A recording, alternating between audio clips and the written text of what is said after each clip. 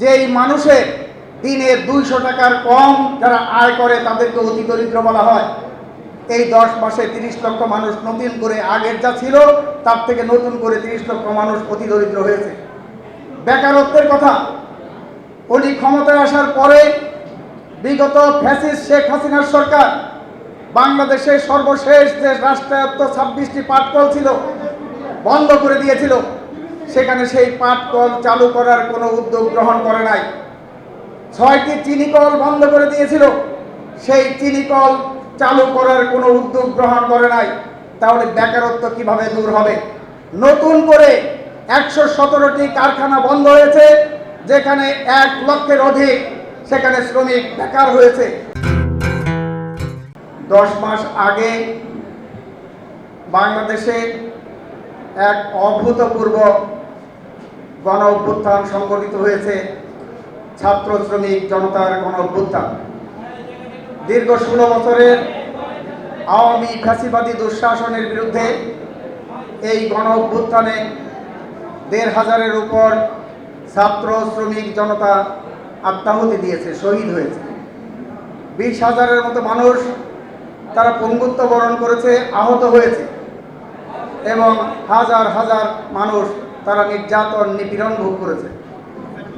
সর্বোপরি এই আত্মত্যাগের বিনিময়ে আমরা একটা গণতন্ত্রের উত্তরণের পথে যাত্রা করার লক্ষ্যে আমরা অগ্রসর হচ্ছি। কিন্তু আপনারা জানেন, আমাদের এই গণ অভ্যুত্থানের আগে যে গণ আন্দোলন, কোটা সংস্কারের আন্দোলন, যেটা পরবর্তীকালে বৈষম্য বিরোধী ছাত্র আন্দোলনের প্ল্যাটফর্মে বৈষম্য মুক্ত সমাজ, বৈষম্যহীন সমাজ প্রতিষ্ঠার যে আকাঙ্ক্ষা, সেই আকাঙ্ক্ষার প্রত্যয়ে সমস্ত স্তরের শ্রেণী পেশার মানুষ, ছাত্র, শ্রমিক, নারী, শিক্ষক, সাংবাদিক, আইনজীবী, বুদ্ধিজীবী সহ রাজনৈতিক নেতাকর্মী যারা সমবেত হয়েছিল এই গণ অভ্যুত্থানে, জীবন বাজি রেখে লড়াই করেছিল। আকাঙ্ক্ষা ছিল যে বৈষম্যহীন সমাজ প্রতিষ্ঠার পথে আমরা অগ্রসর হব, ফ্যাসিবাদী দুঃশাসন যাতে পুনরায় ফিরে আসতে না পারে সেই ধরনের একটি ব্যবস্থা দিকে আমরা অগ্রসর হব। আপনারা জানেন যে বিগত শেখ হাসিনার শাসন আমলে এই দেশের শ্রমিকরা তাদের ন্যায্য মজুরি থেকে বঞ্চিত ছিল, কৃষকরা তাদের ফসলের ন্যায্য মূল্য থেকে বঞ্চিত ছিল, ছাত্র সমাজ শিক্ষাঙ্গনে একটা বৈষম্যের পাহাড় তৈরি হয়েছিল এবং শিক্ষা ব্যয় ক্রমাগত বাড়ছিল, শিক্ষা সংকোচন নীতিতে দেশ পরিচালিত হচ্ছিল। নারী সমাজের উপর নির্যাতন, নিপীড়ন, খুন, ধর্ষণ সেগুলো মহামারী রূপে দেখা দিয়েছিল। সেই সমস্ত কিছুর অবসান ঘটল।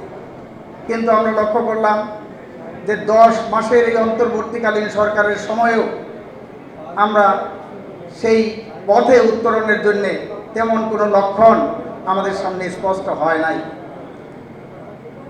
এই অন্তর্বর্তীকালীন সরকার ক্ষমতায় আসার পরেই এখন যে শ্রমিকের অধিকার, বিশেষ করে ডক্টর ইউনূস সাহেব, তিনি সারা দুনিয়া ব্যাপী যে তত্ত্ব ফেরি করে বেড়ান, তার 3-0 তত্ত্ব, 3-0, যে কার্বন ফ্রি, দরিদ্র থাকবে না, বেকারত্ব থাকবে না।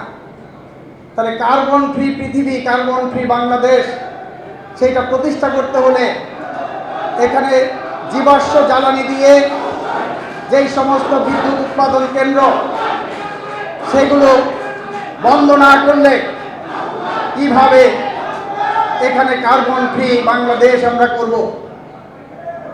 এখন দারিদ্র শূন্য করবে এই অন্তর্বর্তীকালীন সরকারের সময়ে বিগত 10 মাসে, সেখানে বিশ্ব ব্যাংকের রিপোর্ট, নতুন করে 30 লক্ষ মানুষ অতি দরিদ্র সেখানে হয়েছে। অর্থাৎ অতি দরিদ্র মানে যেই মানুষের দিনে 200 টাকার কম যারা আয় করে তাদেরকে অতি দরিদ্র বলা হয়।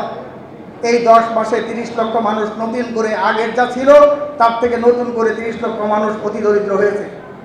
বেকারত্বের কথা, উনি ক্ষমতায় আসার পরে বিগত ফ্যাসিস্ট শেখ হাসিনার সরকার বাংলাদেশের সর্বশেষ যে রাষ্ট্রায়ত্ত 26টি পাটকল ছিল বন্ধ করে দিয়েছিল, সেখানে সেই পাটকল চালু করার কোনো উদ্যোগ গ্রহণ করে নাই। 6টি চিনিকল বন্ধ করে দিয়েছিল, সেই চিনিকল চালু করার কোনো উদ্যোগ গ্রহণ করে নাই। তাহলে বেকারত্ব কিভাবে দূর হবে? নতুন করে 117টি কারখানা বন্ধ হয়েছে, যেখানে 1 লক্ষের অধিক সেখানে শ্রমিক বেকার হয়েছে। এই ধরনের অবস্থা এখানে বিরাজ করছে।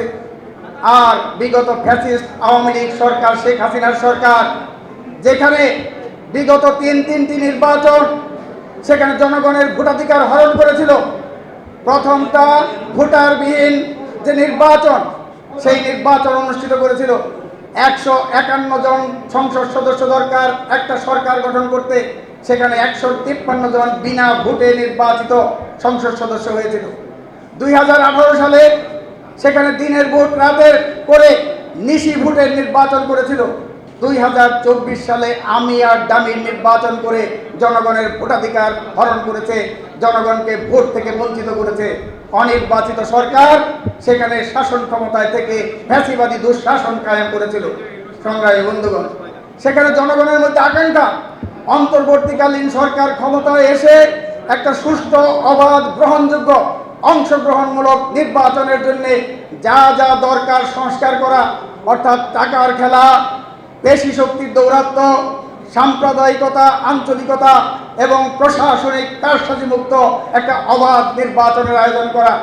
শ্রদ্ধেয় বদিউল আলম মজুমদার ভাই চলে গেছেন, ওনার সাথে আমরা 12-14 বছর ধরে একটা সুষ্ঠু, গ্রহণযোগ্য, অবাধ নির্বাচনের জন্য কি কি সংস্কার করা দরকার সেগুলো নিয়ে একসাথে আন্দোলন করেছি। উনি সুজনের পক্ষ থেকে করেছে, আমরা রাজনৈতিক দলগুলোর পক্ষ থেকে করেছি।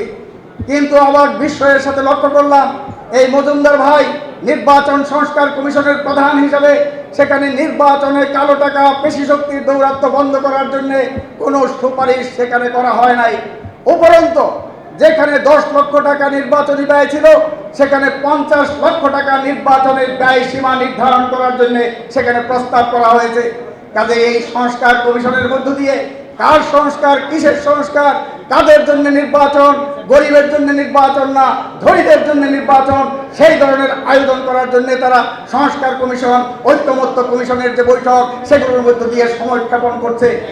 আমরা বারবার বলেছি, সংস্কার আমরা চাই।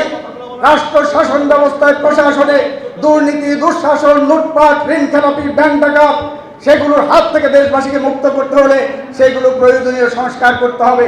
সুষ্ঠু নির্বাচনের জন্য প্রয়োজনীয় সংস্কার করতে হবে। কিন্তু সংস্কারের মধ্যে নিয়ে এসছে সংবিধান সংস্কার করবে।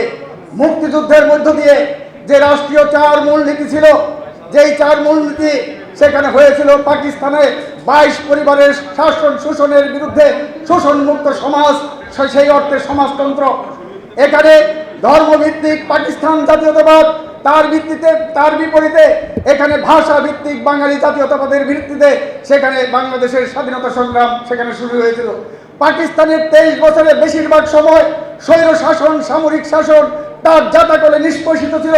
সেখানে স্বৈরতান্ত্রিক শাসনের অবসান ঘটিয়ে গণতান্ত্রিক শাসন প্রতিষ্ঠার জন্য লড়াই করেছিল এবং সেখানে বলা হয়েছিল যে ধর্মভিত্তিক পাকিস্তান রাষ্ট্র, সেই রাষ্ট্রের পরিবর্তে একটা সেকুলার ধর্মনিরপেক্ষ গণতান্ত্রিক রাষ্ট্র হবে। সেই লক্ষ্যে মানুষ মুক্তিযুদ্ধ করেছিল। মুক্তিযুদ্ধের পরে যে সংবিধান হয়েছিল 72 সালে, সেই সংবিধানের রাষ্ট্রীয় 4 মূলনীতি হিসাবে গণতন্ত্র, সমাজতন্ত্র, ধর্মনিরপেক্ষতা, জাতীয়তাবাদ সেটা যুক্ত হয়েছিল। আজকে সেই রাষ্ট্রীয় 4 মূলনীতি সেটাকে প্রতিস্থাপন করার জন্য ষড়যন্ত্র চলছে। ঐক্যমত্য কমিশনে সেখানে আলোচনা হচ্ছে।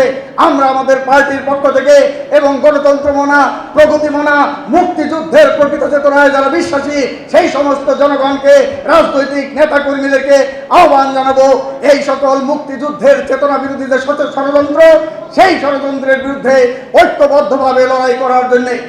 মুক্তিযুদ্ধ ছিল জনযুদ্ধ, আওয়ামী লীগ সেটাকে দলীয়করণ করা হয়েছে, আর এখন সেটাকে, সেই মুক্তিযুদ্ধকে আওয়ামী যুদ্ধ বলে বয়ান তৈরি করা হচ্ছে। সংবিধান সেটা 72 সালে মুক্তিযুদ্ধের মধ্য দিয়ে প্রণীত হয়েছিল, সেটাকে মুজিববাদী সংবিধান বলে কবরে পাঠানোর জন্য তারা ষড়যন্ত্র করছে। এই ষড়যন্ত্র এবং চক্রান্তের বিরুদ্ধে ঐক্যবদ্ধভাবে লড়াই করবে। গণতন্ত্র কল্যাণ রাষ্ট্র প্রতিষ্ঠার যে অঙ্গীকার নিয়ে নাগরিক ঐক্য যাত্রা শুরু করেছে, সেই যাত্রা অব্যাহত থাকবে। আগামী দিনের গণতান্ত্রিক লড়াইয়ে একসাথে কাঁধে কাঁধ মিলিয়ে লড়াই করব, সেই অঙ্গীকার করে সেই আহ্বান জানিয়ে সবাইকে ধন্যবাদ জানিয়ে আবারও নাগরিক ঐক্যের সফলতা কামনা করে সবাইকে বিপ্লবী শুভেচ্ছা জানিয়ে আমার কথা শেষ করছি। সবাইকে ধন্যবাদ।